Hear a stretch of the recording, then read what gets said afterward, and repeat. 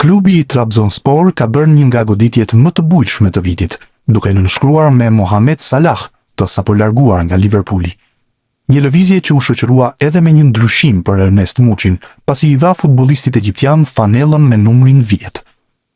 Futbollisti shqiptar planoi menjëherë që të dorëzonte numrin tek egjiptiani në shenjë respekti për këtë lojtar, duke marrë falenderimet e tifozëve, por edhe presidentit të klubit, i cili e lavdëroi publikisht. Tashmë duket se sulmuesi shqiptar nuk ka vonuar që të gjejë një numër të ri për fanellën e tij në këtë sezon. Mosohet se tani e tutje, Muçi do të mbajë numrin 7 me klubin turk, me të cilin do të zhvillojë nesër ndeshjen e tij të parë në një miqësore kundër Göztepe. Ai kishte shënuar golin e fitores në ndeshjen e fundit miqësore me Trabzonsporin, ku mbante ende numrin 10, e tashmë do të shihet nëse do të debutojë me gol me fanellën e re. Kristian Aslani duket se do ta ketë shumë të vështirë të gjejë një sistemim të ri në këtë sezon, pasi nuk gjen skuadra të gatshme për t'u hapur dyert mes fushorit të kombëtares shqiptare. E fundit që i ka thënë jo një transferimi të mundshëm të tij është skuadra e Al Ittihad në Arabinë Saudite. Aslani i ishte ofruar klubit saudit nga Interi, që kërkonte të transferonte Musa Diabin në radhët e tij. Aslani u mendua disa ditë para se të thoshte po për një hipotezë të tillë, por duket jo edhe aq shpejt sa për të bindur arabët. Mediat italiane kanë bërë të ditur se Al Ittihad nuk e sheh si prioritet Aslanin, ndaj nuk ka planuar që ta ketë atë pjesë të një pakete të mundshme për të transferuar Diabin tek Interi.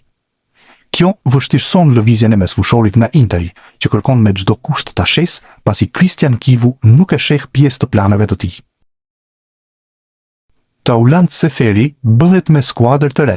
Sulmuesi 29 vjeçari është larguar nga Bodrumspor, duke kaluar te skuadra tjetër turke e Kayserispor, që sezonin e shkuar ra nga Superliga dhe do të luajë në ligën e parë. Shqiptari, sezonin e shkuar ishte një nga lojtarët më në formë të Bodrumspor, teksa sezonin e kaluar shënoi 17 gola në 40 ndeshje, si dhe asistoi në 7 prej tyre. Sulmuesi i kombëtares shqiptare, në të kaluarën përveç Bodrumspor, ka qenë edhe pjesë e Banias, Vorskla Poltava, Tirana, Xamax, Winterthur, Volen, Young Boys dhe Rabotnicki. Marash Kumbulla është siguruar sot kthimin për edicionin e 3 të radhazin në kampionatin spanjoll të futbollit. Pas eksperiencave me Espanyol dhe Mallorca, mbrojtësi i kombëtares shqiptare është prezantuar sot si futbollisti më i ri i Rayo Vallecanos. Marash Kumbulla është një futbollist i ri i Rayo Vallecanos. Ai vjen në huazim nga Roma deri në fundin e sezonit, shkruhej në njoftimin e klubit spanjoll për firuen me mbrojtësin e kombëtares shqiptare. Kjo do të thotë se për Kumbullën përsëritet telashi i vjetër, pasi përsëri bëhet fjalë për një huazim dhe jo transferim përfundimtar.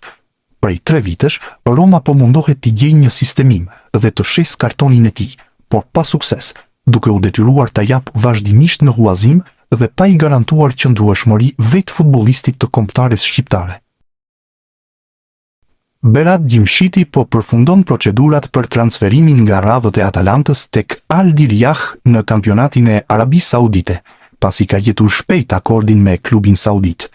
Gjimshiti ishte në vitin e fundit të kontratës me Atalantën, por kapiteni i kombëtares shqiptare të futbollit ka marrë një ofertë të parefuzueshme nga klubi saudit dhe insistoi për kalimin në kampionatin e lindjes së mesme.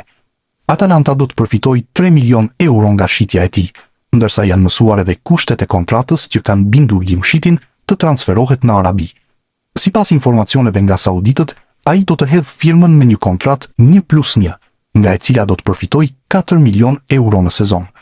Kjo është padyshim një shifër marramendëse në krahasim me përfitimet e tij aktuale në Itali, ndërsa do e bëjë Gjimshitin futbollistin më të paguar të kombëtares shqiptare të futbollit.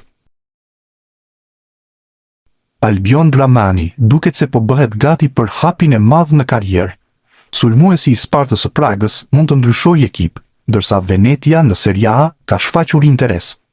Kartoni i 25 vjeçarit vlerësohet 8 milion euro. Vetë Sparta ndërkohë pagoi 5 milion euro për ta transferuar nga Rapidi 2 vite më parë. Ramani vendosi rekord transferimit e Ballkani, kur trajner ishte Ilir Daja. Nga largimi i tij në vitin 2023 janë përfituar 1.35 milion euro.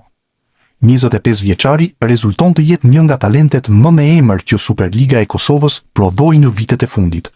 Tashmë duket se është gati për eksperiencën e radhës. Arbnor Muxha mund të rikthehet në Belgjik. Sint-Truiden është seriozisht i interesuar për ta bashkuar sërish me grupin. Ka disa ditë që negociatat me Samsun Spor vazhdojnë. Në anën tjetër, firma mund të vijë që këtë fundjavë. 27 vjeçari ishte në huazim te Sint-Truiden në edicionin e kaluar. Shënoi 6 gola në 28 paraqitje dhe eksperienca në Belgjik u konsiderua pozitive. Kujtojmë se te kombëtarja është harruar. Kujtojmë se ka edhe një vit kontratë. Për këtë, Samsun Spor nuk duket se do pengoj shitjen e kartonit.